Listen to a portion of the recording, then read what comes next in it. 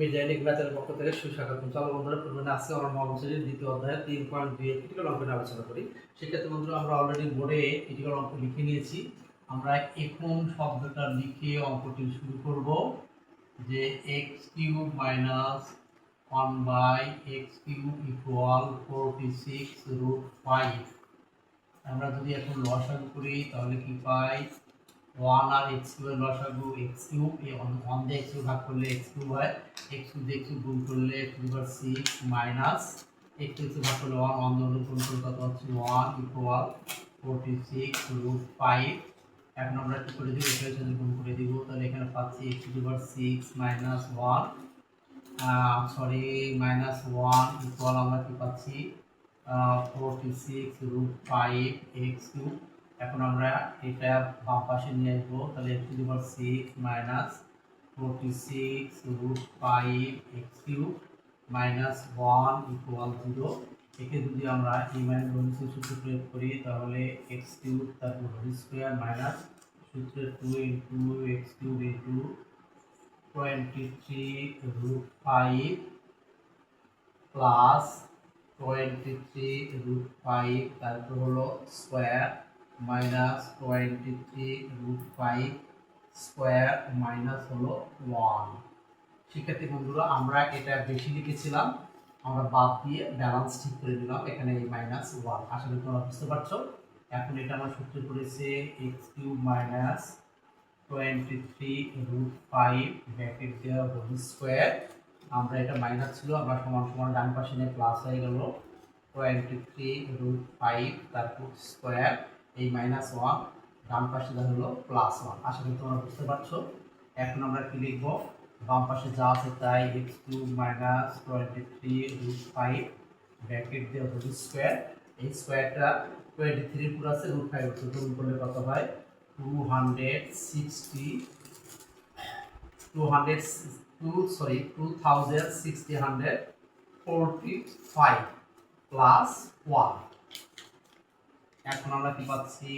x³ minus 23√5 bracket দিয়ে whole square, এটা যোগ করলে হলো 2646।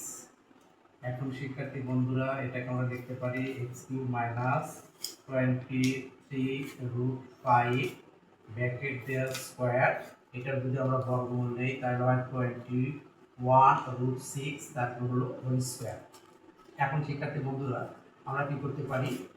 আমরা করতে পারি হলো এই স্কয়ারের স্কয়ার উঠাই দিলে আমাদের কি থাকে? আমাদের থাকে হলো x³ মাইনাস 23√5 ইকুয়াল 21√6। শিক্ষার্থী বন্ধুরা আমরা যদি এখন কাজ করি তাহলে এখানে আমরা কি পাবো?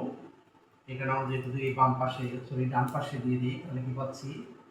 x³ ইকুয়াল আমরা পাচ্ছি হলো 21√6, এটা মাইনাস ছিল, এই পাশে যে কি হয়ে গেল প্লাস 23√5।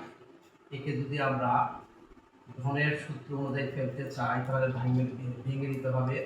6√5 প্লাস 18√5, এখানে হবে 6√6, এখানে হবে 18√5 প্লাস এখানে হবে 15√6 প্লাস এখানে আমাদের হবে হলো 5√5।